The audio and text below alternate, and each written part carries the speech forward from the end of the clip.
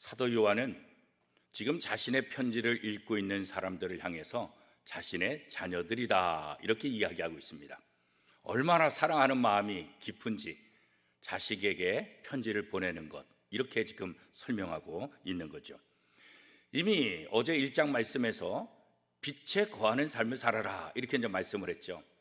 오늘 본문에서는 빛에 거하는 삶이 구체적으로 무엇인지를 우리에게 하나씩 자세하게 설명하고 있습니다. 빛 가운데 거하는, 빛 가운데 행하는 사람들은 죄를 범치 않는다 이렇게 말씀하고 있습니다. 예수님이 우리의 죄를 위해서 죽으셨고 화목제물이 되어 주셨습니다. 예수 그리스도의 죽음은 우리뿐만 아니라 세상에 있는 모든 사람들을 위한 대속의 죽음이었다. 그리고 그 예수님은 지금 우리의 대언자가 되어 주신다. 예수님이 의로우시며 하나님 곁에서 우리를 변호해 주시고 보호해 주시는 분이시다 이렇게 설명하고 있습니다. 우리가 빛 가운데 거하는 삶을 살 수 있는 이유가 뭘까? 그건 우리 스스로 우리의 능력이 아니라는 거예요. 예수님께서 우리와 함께 하시기 때문에 그렇습니다. 우리의 죄를 대속해 준 것뿐만 아니라 지금도 우리가 죄에 빠지지 않도록 기도해 주고 계시다는 거예요. 혹시 우리가 죄를 졌다 할지라도 예수 그리스도의 이름으로 회개하고 나가면 우리의 모든 죄를 다 용서해 주신다.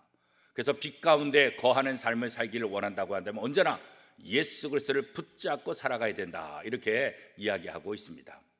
빛 가운데 거하는 두 번째 삶은 뭐냐? 그것은 하나님의 계명을 지키는 것이다 이렇게 말씀하고 있습니다. 하나님의 계명을 지킨다는 것은 하나님의 말씀을 듣고 하나님의 말씀에 순종하는 것을 말하고 있는 것입니다. 우리가 하나님을 아버지로 예수 그리스도를 나의 주인으로 고백하는 것, 이것이 굉장히 중요한 것입니다. 우리의 고백이 믿음의 시작이기 때문에 더욱더 그러합니다. 성도들은 신앙의 고백을 뛰어넘어서 이제는 삶으로서 그것을 증명해야 된다 이렇게 사도 요한은 이야기하고 있는 것입니다.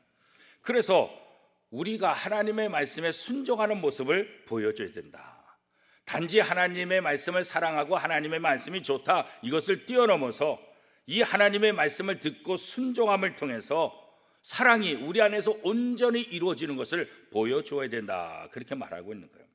구체적인 순종의 삶을 통해서 우리가 하나님에 거한다는 사실을 우리 스스로 확인해야 되고 또 우리를 보고 있는 사람들도 그 모습을 통해서 확신을 갖게 될 수 있다는 것입니다.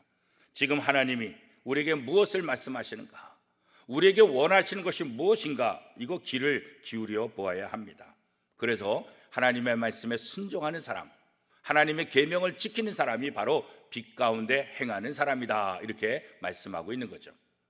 사도 요한은 하나님의 빛 가운데 거하는 사람들, 이런 사람들은 어떤 삶을 살아야 되냐?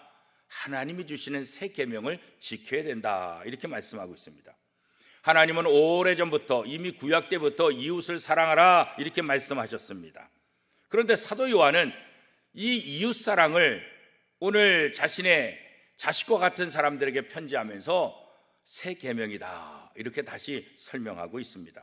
이미 오래전에 주어졌는데 새 계명, 왜 이렇게 말씀하고 있는 것일까요?